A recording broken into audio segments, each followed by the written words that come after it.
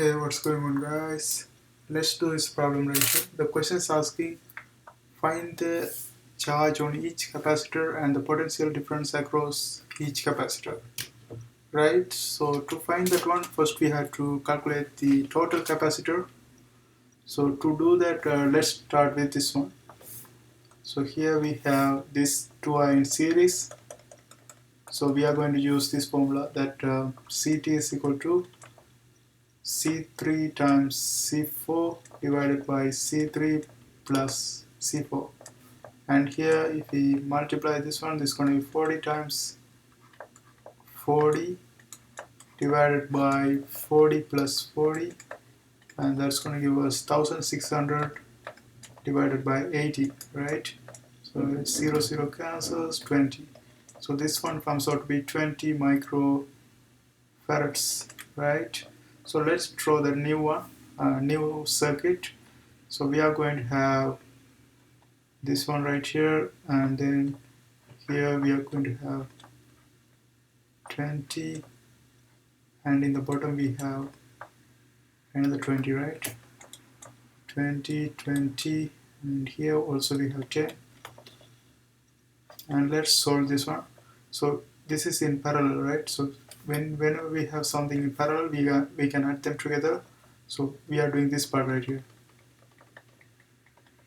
So here CT is going to be basically 20 plus 20, and that is equal to 40 microfarads. Microfarads, right? So let's draw the new one. So the new one is going to look like this. 10, 40, right?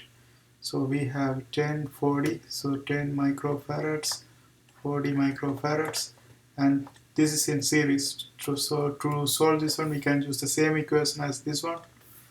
So here we are going to have CT, that is equal to, this one is combined with C2, 3, 4, right? So this is C1 multiplied by C2, 3, 4 divided by C1 plus C2, 3, 4. That's going to be equal to 10 times 40 divided by 40 plus 10, right? That's going to give us 400 divided by 50, and that is equal to 8 microfarads. So this means the total, all of this equal to 8 microfarads. So we can finally draw this one as like this, right? So we have the whole thing combined together, and that's equal to 8 microfarads. So let's see how we can use this one to find the charges. So to do that, we had to go for the previous equations, that is C is equal to Q over V. Here they have provided the volts right here, 20 volts. So we have the total volts, Vt is equal to 20, and then we have total capacitors, that is 8 microfarads. Ct is equal to 8 microfarads. This is 20 volts. So we can use this one to find the Q. So Qt is going to be equal to Ct times Vt. So here we have C total, that is 8 microfarad multiplied by 20 volts.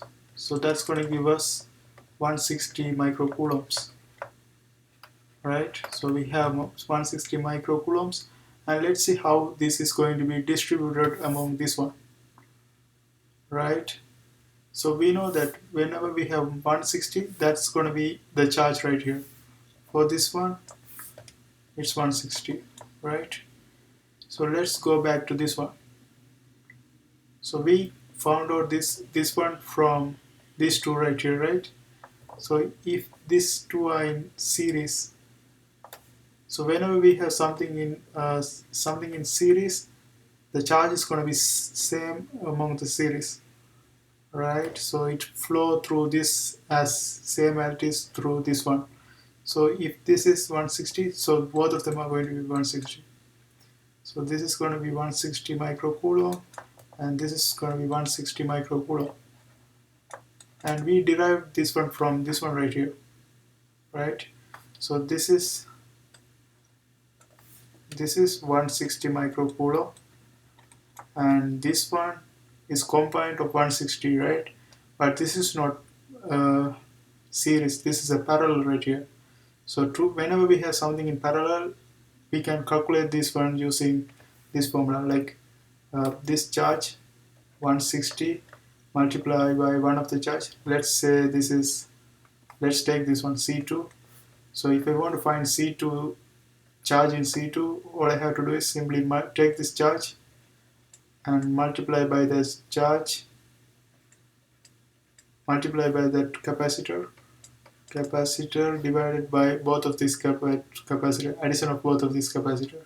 That's gonna be what this is combined of C3 and C4. So since C3 comma C4, so this is gonna be C2 plus C3 comma C4, C3 comma 4. So that's gonna be equal to 160 times 20 divided by 40.